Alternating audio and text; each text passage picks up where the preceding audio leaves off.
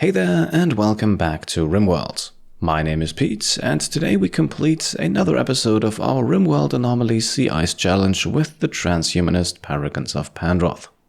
Last time we left off, after slightly expanding our base and destroying the corpse of Duplicate Maniac, we also explored an ancient ruin and unfortunately our home base was attacked by pirates just as we did so. Somehow though, we managed to fend them all off even with only 3 colonists and even captured one of them. We also took in an Imperial visitor, you can see them at the top of the screen. And finally we provoked the Void again, but strangely enough nothing happened.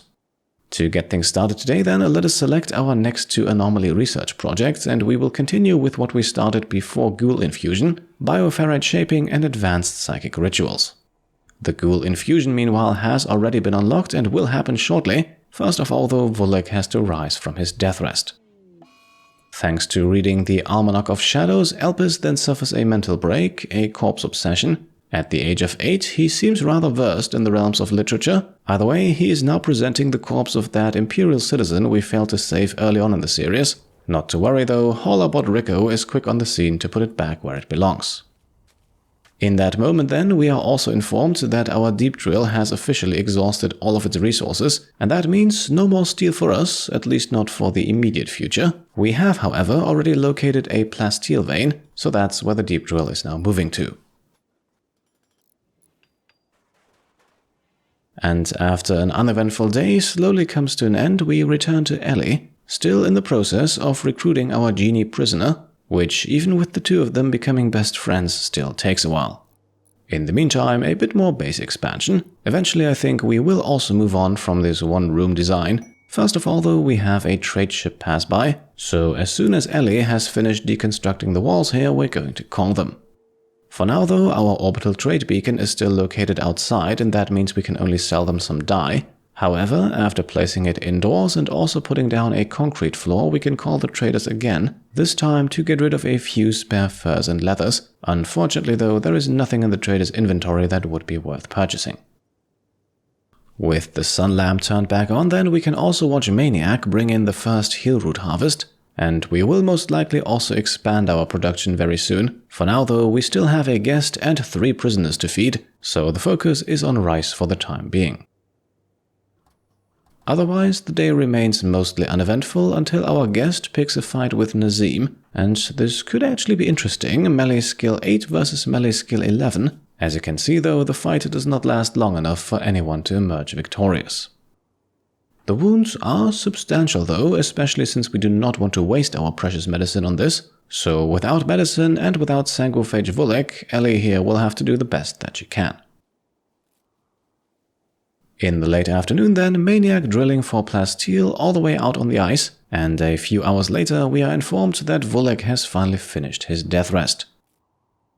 So with a somewhat capable doctor back up on his feet, I think it's time. We have 2 prisoners over here who we are now going to turn into ghouls. One has the jogger, the other one the tough trait, and each infusion costs us 1 shard and 30 bioferrite.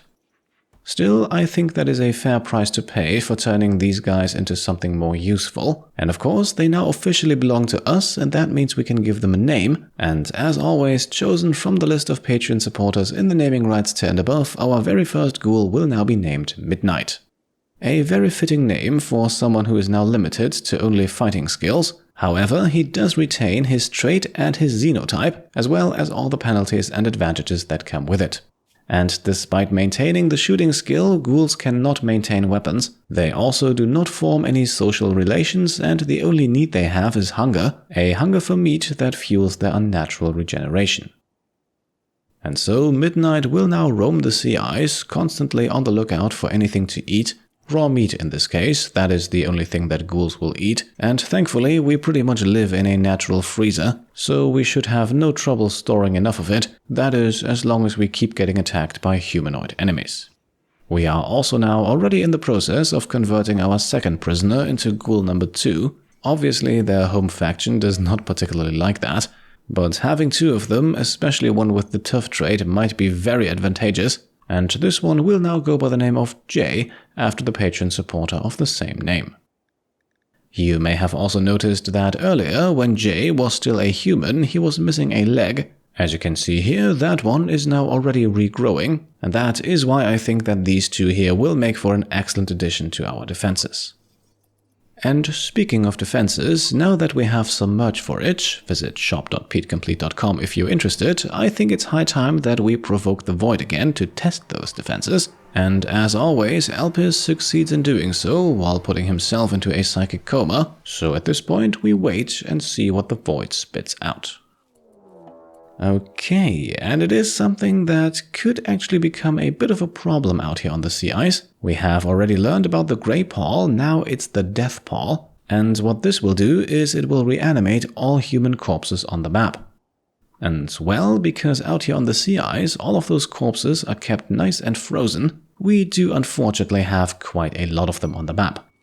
Now, as always, the discovery of what is technically a new entity also unlocks a new anomaly research project, Dead Life Dust in this case, basically allowing us to do the same thing as this Death Pall, reanimate corpses and turn them into shamblers to fight for us.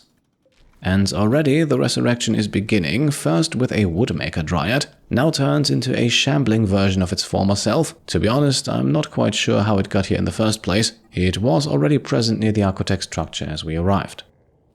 And to make things even worse, Ellie then also starts fist-fighting with Vullek. Thankfully though, the fight is over quickly and we can continue building.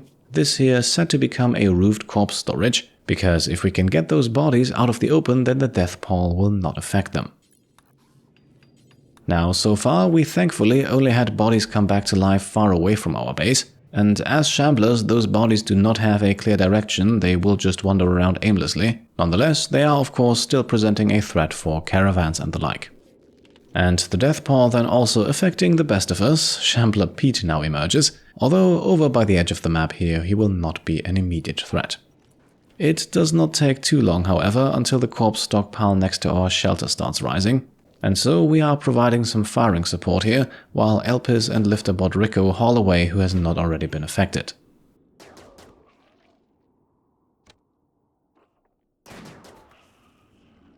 Overall, at first, this may seem more tedious than it is dangerous. However, as you can see with Elpis here, if you're not careful, you can quickly find yourself surrounded.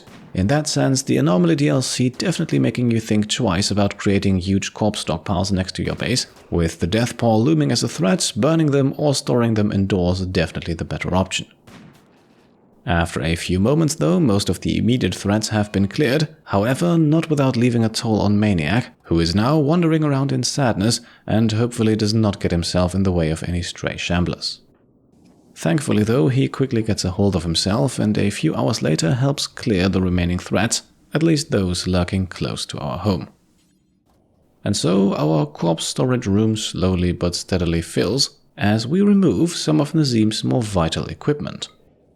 While this may seem strange at first, the reason for this is actually quite simple, as we have this quest from the Empire here about to expire, and we definitely want to take it. And we will do so in exchange for a gene pack including the Very Happy and Elongated Fingers genes, as well as for a book unlocking the secrets of psychite refining. So just as Nazeem here finishes studying our shambling polar bear, the Imperial shuttle arrives to pick him up. Nazeem will now stay with them for 7 days, and he will be missed as our primary anomaly researcher, but maybe he can tell the Empire a bit of what we have found. Either way, of the 4 colonists eligible for this quest, he seemed the most expandable. At this point then, quite a few things happen all at once. Not only does the reward for sending over Nazeem arrive, so does the shuttle picking up our guest from the Empire. And so let's have her drop the sniper rifle we gave her and then send her on her way, still a bit bruised from her fight with Nazeem earlier, but otherwise in good shape. Finally then, we have also detected another ancient complex that we can now explore, and it is fairly close by, just a short trek across the ice sheet. However, we also still have our sights set on this bandit camp over here, and only 11 days left to attack it, so we might want to prioritize that. With our guest then safely on her way back home, we receive some silver and Glitterworld medicine as a reward. And for keeping her happy during her not exactly luxurious stay with us, we also receive 1 more point of goodwill, so all is well if it weren't for the Death Pall still falling across the sea ice. One neat side effect of that death pall is the woodmaker dryad over here, who has in fact produced some wood. It has already died, but that's the thing about the death pall. Unless the corpse is destroyed or protected, it will keep rising as long as the death pall persists. Case in point, here we go, the woodmaker dryad is back once more, and we'll try to keep it alive for as long as possible. This may be somewhat unexpected, but certainly convenient. And while our pawns gain a bit more shooting experience protecting our deep drill, they actually down Shambler Pete, which presents an excellent opportunity to capture him. After all, we have one more unused holding platform in our containment facility, and honestly, with a name like that, how could we not? Just a few moments later then, we discover something a little unnerving. Vullek has come across a strip of grey fleshy tissue, resembling human skin stained by tiny metallic particles. This indicates that someone here may not be what they seem, and this now puts us in a rather interesting situation. We could now start to imprison people and interrogate them. However, that will certainly not help neither mood nor productivity around the colony, and the process is also rather tedious and time-consuming. Alternatively, we could also straight up execute anyone we suspect, but we are hardly in a position where we can afford to do that, which unfortunately leaves us with option number 3, and that would be to wait until we find more of these fleshy strips, which would then allow us to medically inspect our people for a match. Now, for the time being, we will simply have Vullek analyze what he found. However, that by itself does unfortunately not get us too far. While we now have a biosignature, it is not yet enough to pinpoint it, so performing surgical inspections to detect it in any of our colonists will not yet yield any results. So for the moment, all we can do is wait while we may have an imposter in our ranks. And before you guys get in the comments, I know that we could take some other measures here, but for now I would like to play this as if I didn't know what's going to happen. Our shambling woodmaker dryad, meanwhile, has unfortunately ran into a small scramble with Rico, so Maniac here is left with no other choice but to take it down, which should then allow us to get Rico repaired and safely back home, that is, if Vullek does not get himself killed in the process. Now, thankfully, the repairs are performed quick enough for Rico to get back up on its feet, or wheels, I'm not exactly sure actually, while Vullek himself can simply long jump out of harm's way, and equipped with a legendary nerve spiker, this should hopefully not be too difficult for him.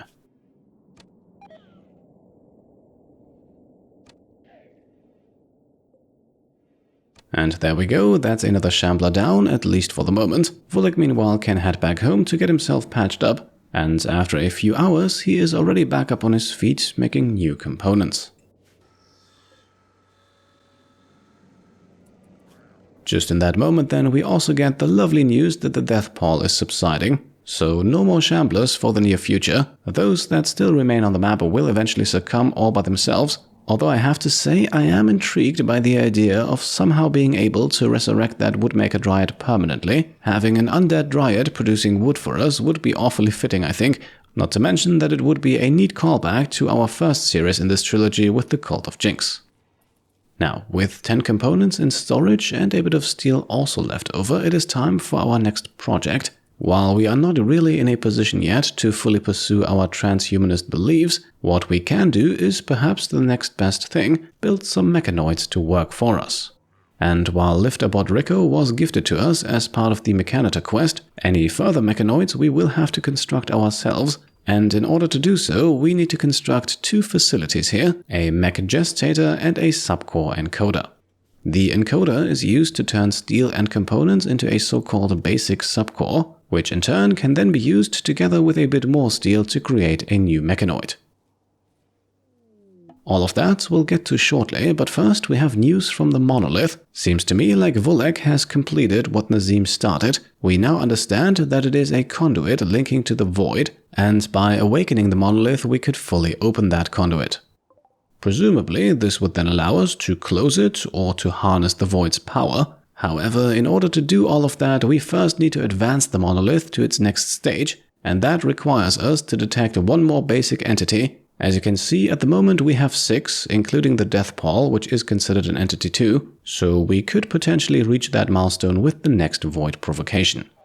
For now though, let's go to work on mechanoid creation. As you can see, manufacturing a subcore is a rather quick process, and so we can immediately tell Vullek to move on to the mech gestator, where he will now create himself a militar combat mech. We have encountered these before. They are comparatively weak of course, but if we give them adequate protection in the form of some melee blockers, like Ghouls for example, then their shotguns can do some good damage. At the very least, they will take some attention off of our colonists. Now, gestating a militar takes roughly 2 days. The process is swiftly initialized by Vullek assembling steel and the aforementioned subcore. From that point onwards then, the gestator works pretty much by itself. The only thing we need to ensure is that we keep up a steady power supply. And so it will be a little while longer until reinforcements arrive. We can also see that with our guest and 2 prisoners gone, our rice supply is steadily growing. So at the moment it looks to me like we are already producing just a tiny bit more than what we need. And if that trend persists, then we should also be able to ramp up our chem fuel production shortly. Although that might take us another episode or 2.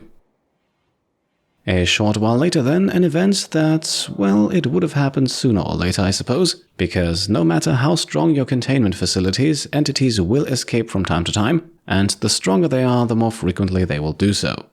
In this case, the Revenant as well as Shambler Pete are escaping, albeit with the former being much more successful than the latter. Nonetheless, one Revenant alone is a hefty challenge at this point, especially if we consider that it has gone invisible, and will now unfortunately remain that way until it decides to attack.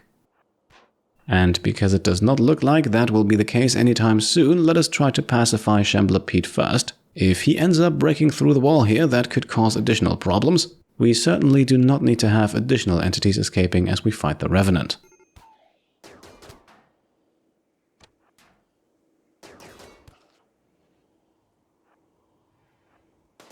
And there we go, Pete goes down, but thankfully remains alive. So let's put him back into a holding platform and then return to safety. You may have spotted the scratch marks on the ground already. That is roughly where the Revenant has been moving to. And in fact, there it is now, revealing itself as it goes for the attack. Now, make no mistake about it, a Revenant at this point with only 4 colonists and 2 Ghouls is absolutely deadly. As you will shortly see, it can withstand a substantial amount of damage. There is, however, one thing working in our favor, and that is our ability to stun it frequently, not only with the Nerf Spiker, but also with Maniac's Stun Psycast, which Revenants are particularly susceptible to because they themselves have a rather high psychic sensitivity. Nonetheless, as you can see, we have to throw absolutely everything we have at it. It is easily able to just waltz right through our melee blockers, and should it close into melee range with any of our colonists, things will get dicey. And this is what I mean, the Revenant has now targeted Elpis. The red glow here is the Revenant Hypnosis, so not a terribly dangerous melee attack, instead a surefire way to incapacitate a pawn, that is, unless we can somehow manage to down the Revenant before it completes the procedure.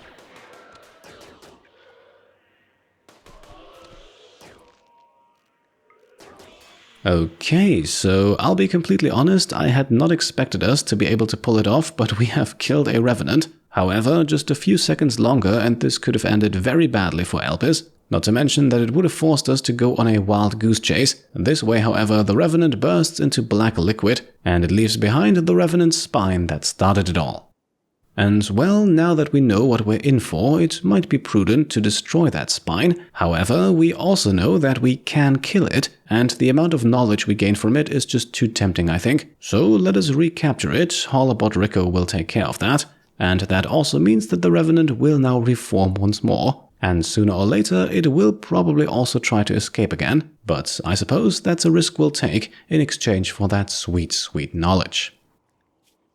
In the afternoon then, we have another trade ship pass by, and after hauling a few bits and pieces into range of our orbital trade beacon, we can call them, allowing us to sell that book on psychite refining we have obtained. We should easily be able to unlock that ourselves through research. Instead, we are purchasing 2 skill books, one on melee combat and one on shooting. I assume required reading for anyone who wants to survive out here on the sea ice. Now, these skill books are obviously not able to raise a skill indefinitely, however, they can do so all the way up to level 8, and that's good enough to at least be a serviceable fighter. The night then passes with Vullek smelting old weapons for steel. With not even 100 units of steel left in storage, finding another steel source is very high on our list of things to do. So for the moment we are helping ourselves with the weapons that our enemies have left behind, but I suspect that our ground-penetrating scanner will see some heavy use in the upcoming days. After an early morning round of entity study, then our next research project has been completed. Bioferrite shaping is now available. So as soon as we construct a bioferrite shaper, we will be able to manufacture tools and weapons made from the material. That will most likely have to wait until the next episode, however. For now, let us continue with void sculptures, another rather reliable way of increasing the quality of our psychic rituals. And with the respective book now sold, let us also begin some regular research now. Perhaps inspired by that book, our colonists will now look into psychite refining. However, they will do so inside. Otherwise, if we do this outside, the research speed penalty is just too severe. In the afternoon then, we are informed that our mech gestator is done. Our very first militor has been constructed, so let's have Vullek get it out and once again give it a new name. And rather fittingly, I think, the name that was chosen from the list of patron supporters in the naming rights tier and above was Coppermind, so congratulations and welcome to the team.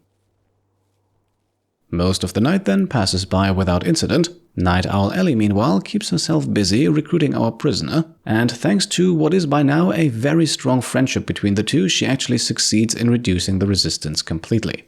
However, let us not forget that we do still have the small issue of someone perhaps not being what they seem, and that someone might very well be the genie that we have imprisoned, so we are not going to recruit her into our ranks just yet. A few rounds of interrogation might just help us find out whether or not she is the problem. Ellie's first attempt, however, does not yield any results, so let's keep doing what we do best, and that is to provoke the void. As always, Elpis is our man for the job, and as always he also falls into a short psychic coma afterwards. However, by now he seems used to it, and thus makes a quick recovery, and just in that moment a new entity is revealed, the Sightstealer. Just like the Revenant, the Sightstealer also capable of going invisible. However, unlike the Revenant, they are equipped with sharp claws, so while they are not exactly durable, they can hit quite hard. In that sense, they are the typical glass cannons of this DLC. And so our tough ghoul Jay here should probably have no trouble taking it out in one-on-one combat. Unfortunately though, this might not necessarily mean the end of the Sightstealer threat, as our colonists now hear more of them shrieking in the distance, and with them being invisible and all, we will not know how many there are and where they are, so once again things could get interesting. However, the appearance of a Sightstealer also unlocks what I consider to be one of the most important items in the entire Anomaly DLC, so we will now focus all of our research efforts on the proximity detector, a device used to locate invisible creatures. Although it will unfortunately not directly reveal them, it is still a very useful tool in fighting them. And apparently a tough ghoul also a very useful tool in fighting Sightstealers, this one here going down quickly and thus marking basic entity number 7. And that means we now have the option to have one of our pawns attuned to the monolith, which would advance it to the next level, and that obviously has consequences. However, consequences that we might perhaps be willing to take on in the pursuit of more knowledge. And in that pursuit, we are now also going to free up some space for the Sightstealer. Shambler Peach will move into the corpse storage room. I think that should be secure enough for him. The Sightstealer meanwhile has temporarily regained some health, but has also been quickly battered back into submission by Jay, and so it is now added to our entity collection. Vullek here will quickly make sure that it does not die, and then we are going to study it, just like we did with the others. And with that, I also think that we have reached a good point to make the cut for today. We may or may not have more Sightstealers roaming the map waiting to strike when the time is right. We have a genie prisoner waiting to be recruited and a monolith to attune to. And let's not forget that somebody in the colony might also be possessed by something dark, a mystery that we can hopefully solve next episode. For today then, let's wrap things up as we always do with some fan art. The first two pieces here were actually drawn by the 10-year-old Arthur, who actually drew an entire comic strip depicting that drop pod refueling incident back in episode 4. So thank you so much, Arthur, your artwork looks awesome. Of course, we also have a few more pieces. My thanks go out to the Archduke, Isaac Young and Betty, the latter with a callback to what were perhaps happier times in the jungle, as we can see Ellie play with the elephants, the Earl of Bronze. Isaac Young, meanwhile, continuing his alternate universe timeline, showing us what life on the sea ice might look like if Took and Squeaks had come with their children. So, as always, thank you all so much for your lovely contributions. If you have something to send in, then feel free to send a message to pete@petecomplete.com, and I hope you enjoyed today's episode, and if you did, then I would be very happy if you could leave a thumbs up. Of course, if you like what I'm doing and want to support me and my channel further, then you can go ahead and subscribe to stay up to date, grab some merch over on shop.petecomplete.com, or check out and maybe even pledge to the Pete Complete Patreon. Thank you all for watching, and I'll see you next time.